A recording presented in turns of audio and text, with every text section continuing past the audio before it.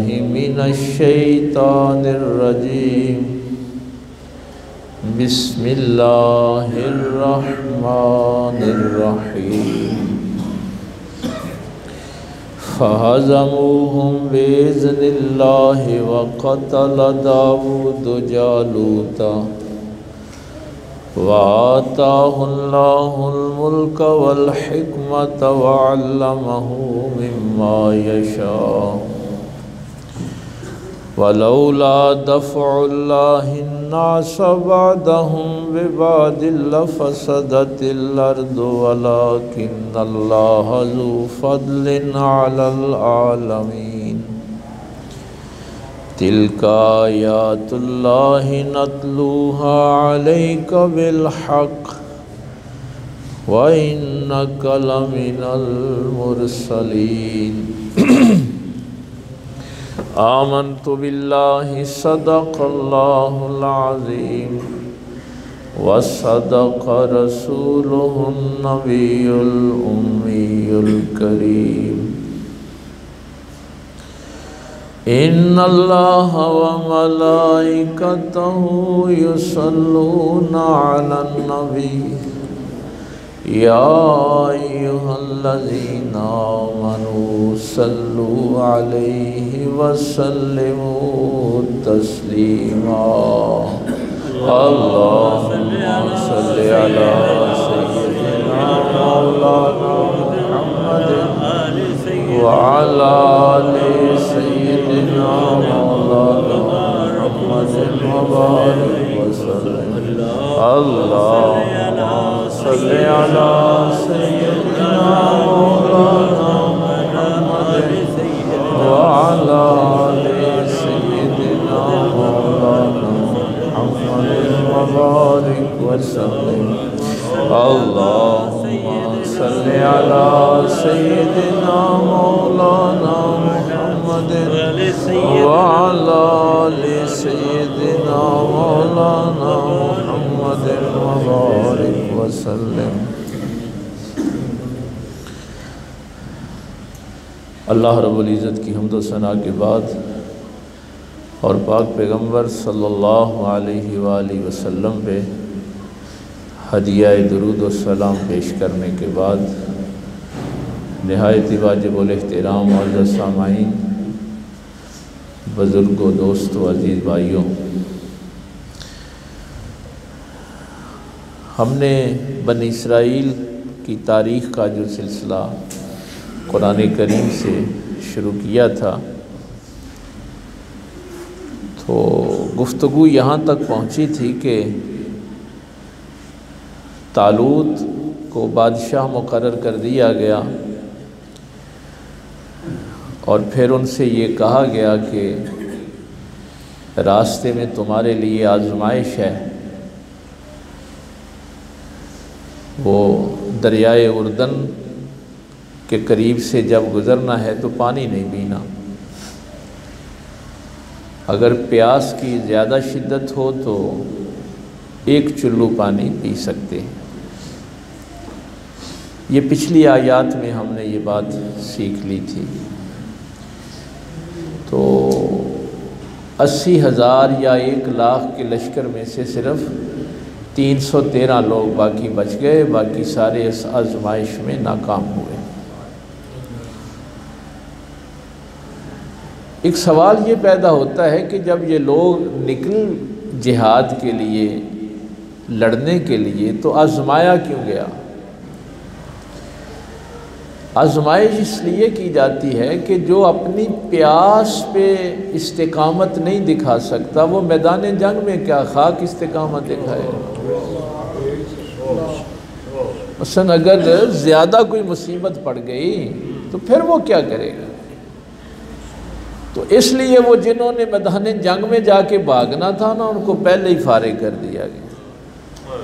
और उस 4000 में से भी आपको पता है कि कुछ ने कहा कि हम तो जालूत का मुकाबला नहीं कर सकते। तो ये चीज़ें हमने सीख ली थी। और फिर ये जो 313 थे, इन्होंने क्या कहा? अल्लाह गनी और ये जुमला मैं फिर दोहरा देता हूँ, क़ालल्लज़ीना यज़ुन्नूना अन्नहुम मुलाक़ुल्लाह है। उन लोगों ने कहा जिनको अपने अल्लाह से मुलाकात की उम्मीद है, जो अल्लाह से मिलना चाहते हैं, उन लोगों ने उनसे कहा कम मिन फ़ियतिन क़लीलतिन ग़लबत फ़ियतन कसीरतन बिइज़्निल्लाह, बेशक छोटे ग्रोह बड़े ग्रोहों पे गालिब आ जाते हैं अल्लाह के हुक्म से। यानी ये यकीन किसका होगा? जो अपने अल्लाह से मुलाकात करना चाहता है। वल्लाहु मअस-साबिरीन, और अल्लाह सब्र करने वालों के साथ है। वलम्मा बरज़ू लिजालूत व जुनूदिही क़ालू रब्बना अफ़्रिग़ अलैना सब्रन व सब्बित अक़दामना वंसुरना अलल क़ौमिल काफ़िरीन। तो अब जब ये 313 सामने खड़े हो गए, ये जुमला उस दिन मैंने आपको खुसूसी तौर पे कहा था कि आपके पास जितनी ताकत है, इस्तिताअत है, उस सारी ताकत को लेके मैदान में आना है,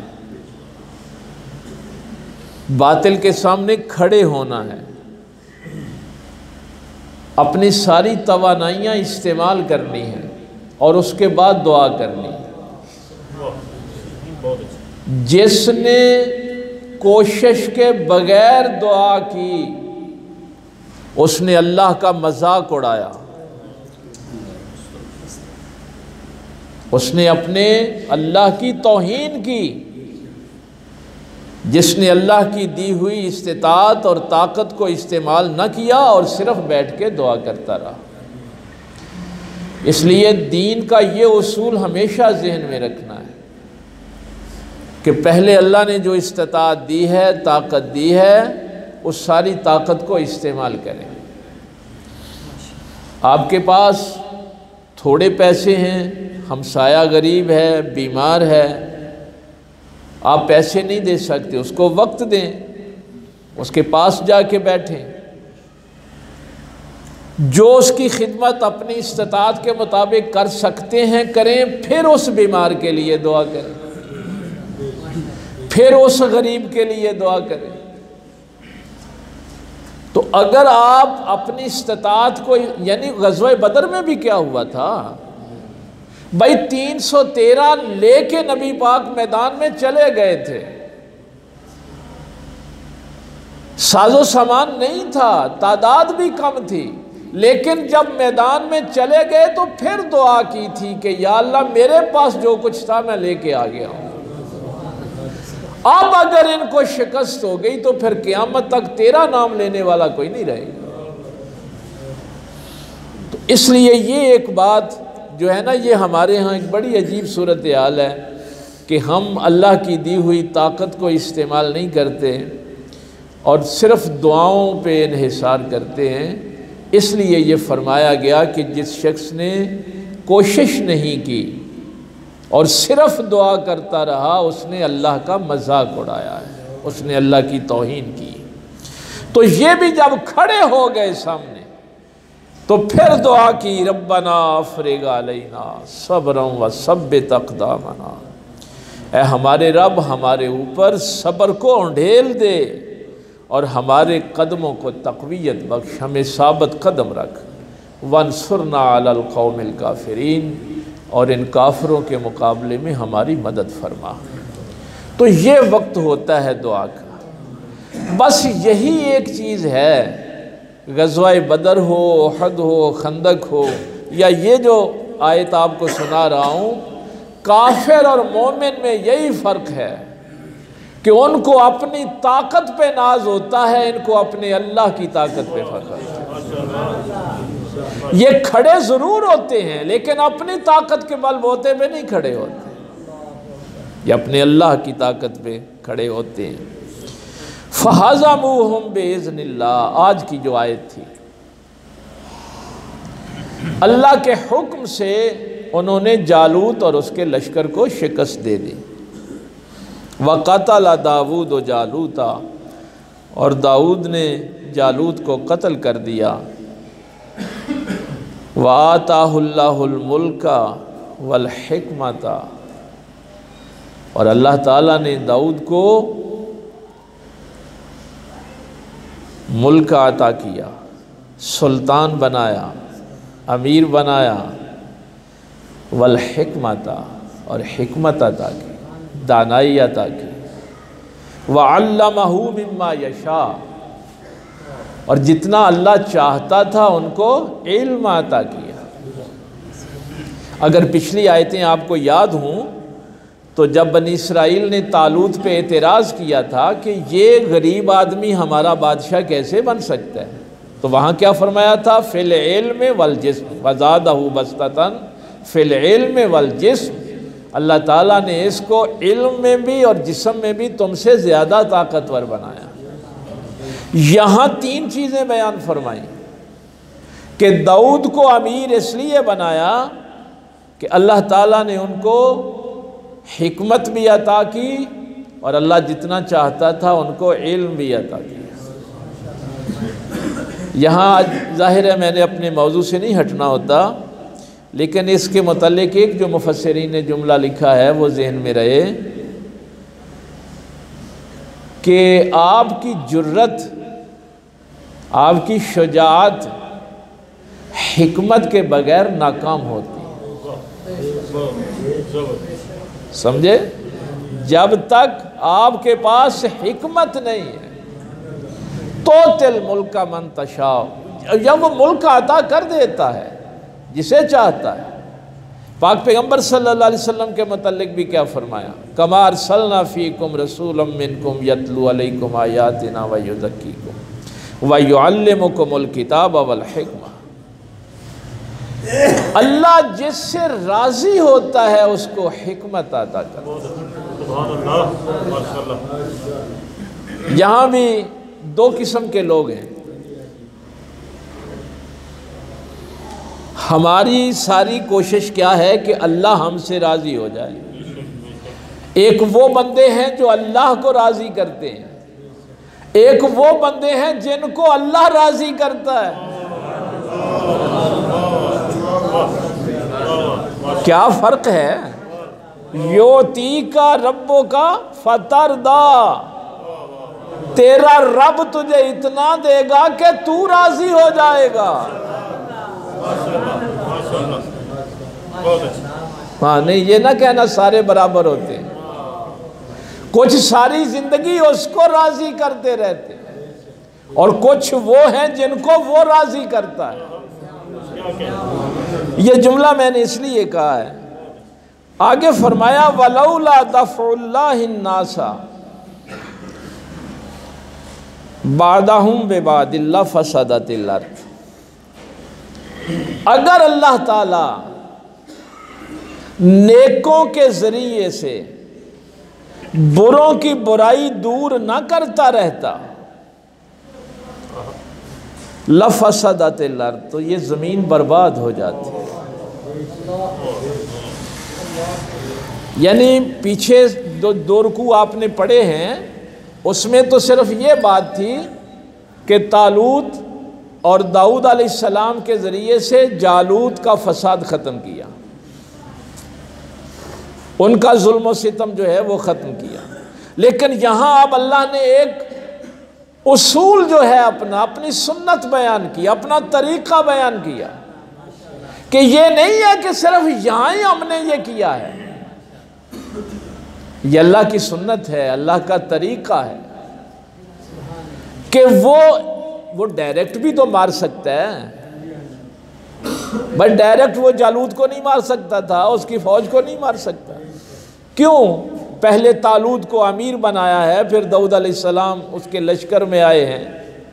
अल्लाह फरमाता है ये हमारा उसूल है, हमारी सुन्नत है कि जब भी कोई जबर और जुल्म में बहुत आगे बढ़ जाता है तो हम ये दुनिया उसके हवाले नहीं करते।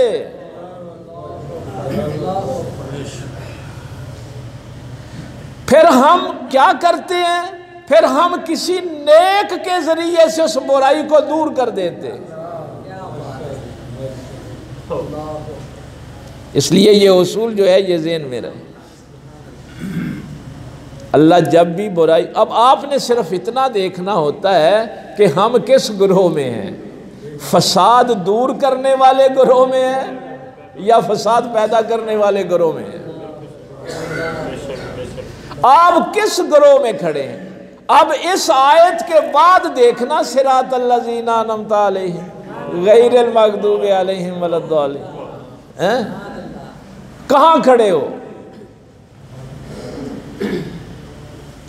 पहले भी उसूल यही था। अगर हम कुरान करीम के ये देखें ना, मसलन लूत अलैहिस्सलाम से कहा गया कि आप अपने ईमान वाले और अपनी बच्चियों को लेके निकल जाएं, बीवी को छोड़ दें, क्योंकि वो बदतमीज़ थी,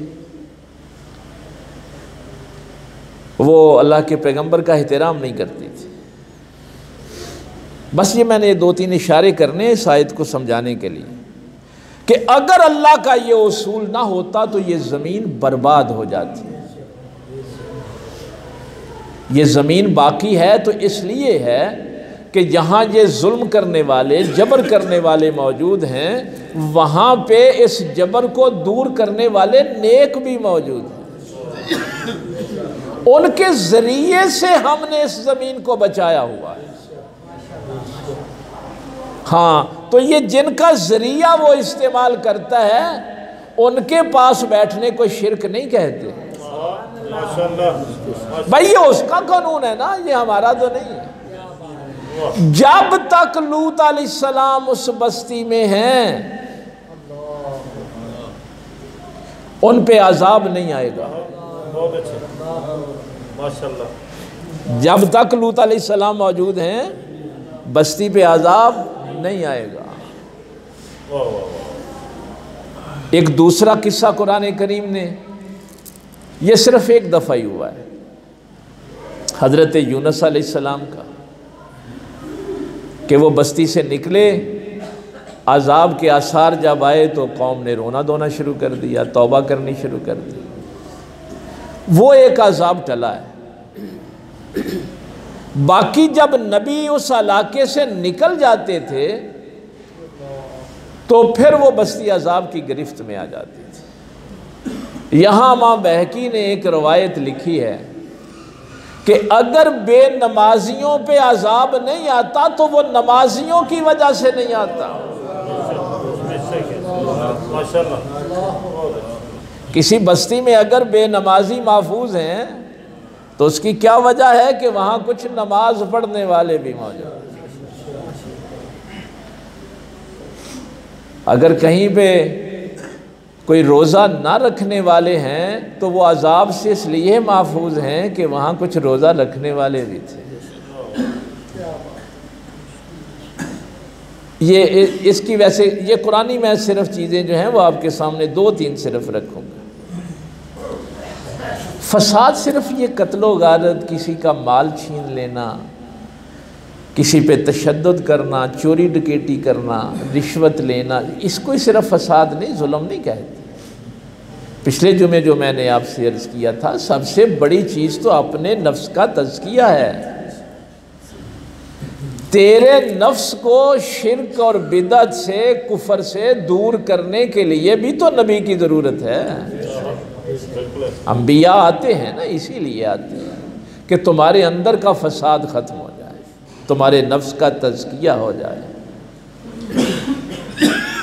अब 2 मिसालें यहाँ मैंने अर्ज़ करनी। एक तो नामे पारे में, इसका तज़किरा तो पहले भी कई दफ़ा होता है। उसकी पहले एक वजह अर्ज़ मैं कर दूँ। हज़रत अब्दुल्ला इब्न अब्बास रज़ी अल्लाह ताला अन्हुमा इसकी रवायत फरमाते हैं कि जब तुम्हारे ऊपर कोई अमीर मुकर्रर हो जाता है, कोई सुल्तान, कोई हाकिम मुकर्रर हो जाता है, इस सारे वाक़या को शुरू कहाँ से किया गया था कि हमने जालूत के ख़िलाफ़ जिहाद करना है तो हमारे लिए कोई अमीर मुकर्रर करो। तो अल्लाह के नबी ने फिर तालूत को अमीर मुकर्रर किया था ना। ये एक उसूल है, तरीका है।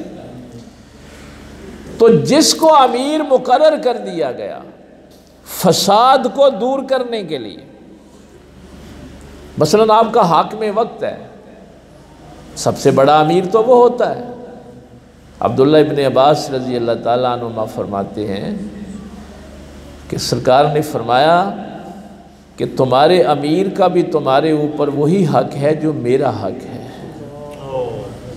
उसकी अताअत करना, उसकी फर्माबरदारी करना, जब तक वो 3 काम करता रहे। अब वो आयत 5वें पारे वाली, अतीउल्लाह व अतीउर रसूल व उलिल अम्रि मिनकुम, अल्लाह की अताअत करो, उसके रसूल की, और जो तुम्हारे ऊपर उलुल अमर हैं उनकी अताअत करो।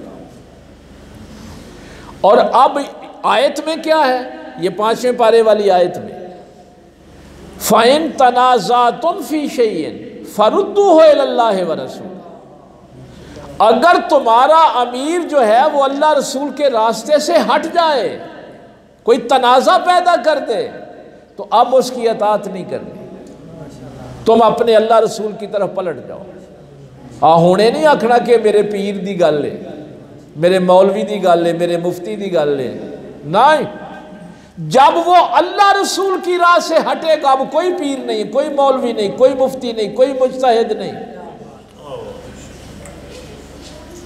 फरुद्दूहु इलल्लाहि व रसूल, कुरान कह रहा है तुम अपने अल्लाह रसूल की तरफ पलट जाओ, छोड़ दो उस उलुल अमर को।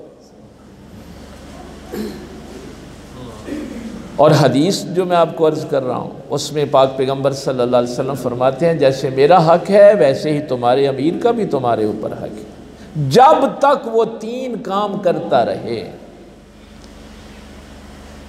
जब उससे रहम मांगा जाए तो रहम दे, रहम करे जो उसके ज़ेरे नगी हैं, फैसला करे तो आदल के साथ करे, अहद करे तो पूरा करे। अगर ये 3 काम तुम्हारा उलुल अमर नहीं करता तो फरमाया कि फिर उसकी ना नमाज फ़र्ज कबूल होगी, ना कोई नफली इबादत कबूल होगी, उस पे अल्लाह की भी लानत होगी, उसके रसूल की भी, और तमाम मोमिनों की लानत होगी कि तुझे अमीर बनाया गया था, नबी पाक का खलीफा बनाया गया था, और तू उस मसनद पे बैठ के लोगों से बदअहदी करता रहा, लोगों पे जुल्म करता रहा। इसलिए कुरान कहता है कि छोड़ दो ऐसे उलुल अमर को और अपने अल्लाह रसूल की तरफ पलट जाओ, इसलिए कि तुम मुकल्लफ सिर्फ अल्लाह रसूल के। और इसमें जो हज़रत अबू बकर रज़ी अल्लाह ताला अन्हु की रवायत है, और हज़रत मीर माविया ने भी इसको रवायत किया है कि जो शख्स अमीर के बगैर मर गया वो जहलियत की मौत मरा। आपने किसी ना किसी अमीर के या तो फसाद फैलाने वाले के अंडर हैं या इस्लाह करने वाले के अंडर है। तो जो अल्लाह रसूल का रास्ता छोड़ दे, तुमने भी उस अमीर को छोड़ देना। अब वो जो अमीर है जो इस्लाह कर रहा है, जो अल्लाह रसूल के रास्ते पे तुम्हें चला रहा है, उसकी ये शान है जिसके ज़रिए से अल्लाह फसाद दूर करता है। सबसे पहले तो अल्लाह ने अपने महबूब की ये शान बयान की, पाक पैगम्बर सल्लल्लाहु अलैहि वसल्लम की ये शान बयान की कि जब मुशरिकीन मक्का ने आके कहा कि अगर आप सच्चे नबी हैं वाम तिर अलैना हिजारतम मिनस समा, ये नामा पा रहा है ना, अवेतना बेअज़ाबिन अलीम, हमारे ऊपर पत्थरों की बारिश कर दे मौला। ये अगर सच्चा नबी है, ये हक वाला नबी है, हमारे ऊपर दर्दनाक अज़ाब नाजिल कर दे। कैसी अजीब बात है, मक्के के मुशरिक अज़ाब मांग रहे थे। ये जो मैंने उसूल आपको अर्ज़ किया है ना इस आयत के, कि अल्लाह ताला शर को दूर करता रहता है नेकों के ज़रिए से, और अल्लाह के अज़ाब भी इसी वजह से टलते रहते हैं कि वो नेक मौजूद होते हैं, जिन नेकों की वजह से बुरों को भी शेल्टर जो है वो मिलता रहता है, वो महफूज रहते हैं। तो उनका ज़ाहिर है ये बयान भी अपनी अकल के एतबार से तो ठीक था। वो कहते थे कि हम जब शाम की तरफ जाते हैं, यमन की तरफ जाते हैं, तो हम देखते हैं रास्ते में वो बस्तियाँ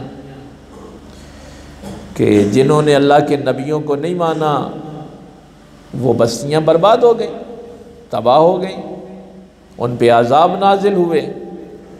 तो हम रास्ते में कांटे भी बिछाते हैं, पत्थर भी मारते हैं, गालियाँ भी देते हैं, बिलाल के गले में रस्सी डाल के बाज़ारों में भी खींचते हैं, हमें तो कुछ नहीं होता है।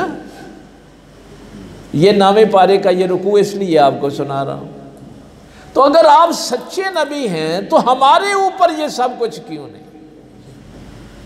ये उसूल जो इस आयत में है, यही उसूल अल्लाह ने वहां बयान फरमाया। मा कान अल्लाहु लियुअज़्ज़िबहुम व अंत फ़ीहिम। महबूब मैं इन पे अजाब कैसे नाजिल करूं जब तक तू इनमें मौजूद है। अब वो रवायत ज़हन में रही ना कि अगर बेनमाजी तुम्हें चलते फिरते नजर आ रहे हैं तो वो किसी नमाजी की वजह से चलते फिरते नजर।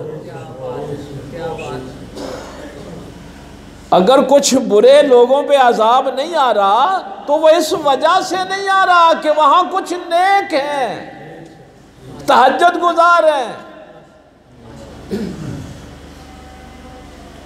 आपको पता है हम तो कुरान करीम के तालिब इल्म है ना। अब आप कहेंगे कि ये तो नबी पाक की शान है। अब मैं सूरह फतह से दूसरी आयत आपको अर्ज करने लगा। सूरह फतह में अल्लाह ताला ने इससे आगे की बात बयान की। अब यहाँ भी यही मामला था कि नबी बस्ती से निकल जाए तो अजाब आ जाता है। नबी पाक हिजरत करके मदीने आ गए। मक्के वाले अब ये सोचते थे कि चाहिए तो ये था कि मक्का बर्बाद हो जाता, क्योंकि सुन्नत तो यही है, अल्लाह की तरीका यही है। लेकिन वो एक बात भूल गए थे ना, सिर्फ नबी की बात नहीं होती थी। नूह अलैहिस्सलाम से भी कहा गया था कि जो तेरे साथी हैं ना उनको साथ लेके निकल जा, उनको कश्ती में बिठा और साथ ले जा। बस ये बात वो भूल गए। लूत अलैहिस्सलाम से भी यही कहा था कि बेटियों को लो, ईमान वालों को लो और बस्ती छोड़ दो। अब यहां जब मक्के वालों ने ये बात कही तो अल्लाह ताला ने सूरह फतह में इसका जवाब दिया। फरमाया लौ तज़य्यलू लअज़्ज़बनल्लज़ीना कफ़रू अज़ाबुन अलीम। नबी तो चले गए, अगर यहां ईमान वाले मौजूद ना होते तो हम तुम पे अजाब जरूर नाजिल करते। अब अगर मक्का बचा है तो मोहम्मद के गुलामों की वजह से बचा।